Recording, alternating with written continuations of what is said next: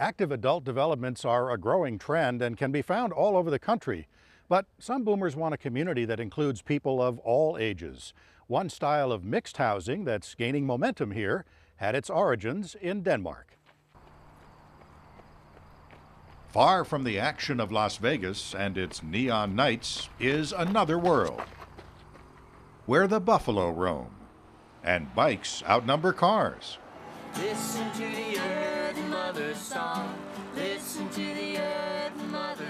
This is Boulder, Colorado. It's the home of co-housing, a movement as much as a blueprint for how to live. Co-housing neighborhoods are created by the residents themselves. And the common value that people share is sustainability. Homes in co-housing are privately owned, and everyone is an equal owner in the shared facilities, which can include the land, the gardens, the play areas. Some of the environmental values in co-housing include driving less, as much as 50% less, having lower utility bills, up to 40% less, people sharing meals together several times a week. It's a neighborhood style which people are choosing because they want to live more simply, consume less, and have a smaller footprint. It's just so nice for me. I can chat with my neighbors. The kids here are wonderful, and things happen here, like someone's birthday, so they'll bring a cake out on the common house grounds, and people just show up. Dave and Donna Hazen bought into the idea 5 years ago and love it. We were living in a 5-bedroom suburban house, and it wasn't a very satisfying place to be living. The first 6-8 weeks we were here, maybe 4 kids learned to ride a bicycle without training wheels, and with a lot of adults standing around applauding, and it was really a wonderful experience. Co-housing units are typically 2 floors with a finished basement. The average living space is around 1,200 square feet. The emphasis is on close neighbors and shared space. Boomers are attracted to co-housing because it recreates a sense of community that is important to them.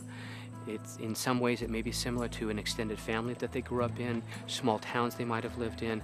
It really brings back the importance and the security and safety and the heartfelt beauty of knowing the people you live near.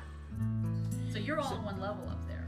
We're all on one level. I think the appeal of co-housing to boomers, whether it's age-specific or it's multi-generational, it's a chance to reinvent how you're going to live in the second phase of your life. When you're in a co-housing model, it's so easy to be able to be there for each other, to have a neighbor that you check on or someone checks on you.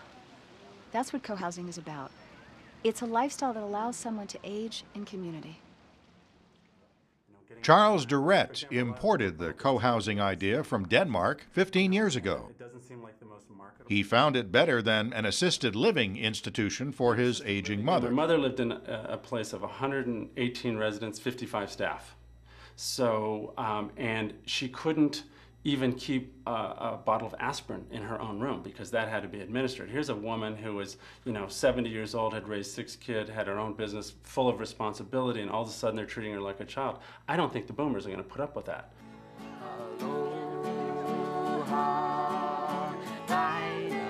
Co-housing's appeal is limited, but boomers who've made the choice say they found more quality in having less and living more simply. Hear more in-depth interviews, link to experts and information, find useful tools, connect with other boomers, and send us your story, all at boomerstv.com.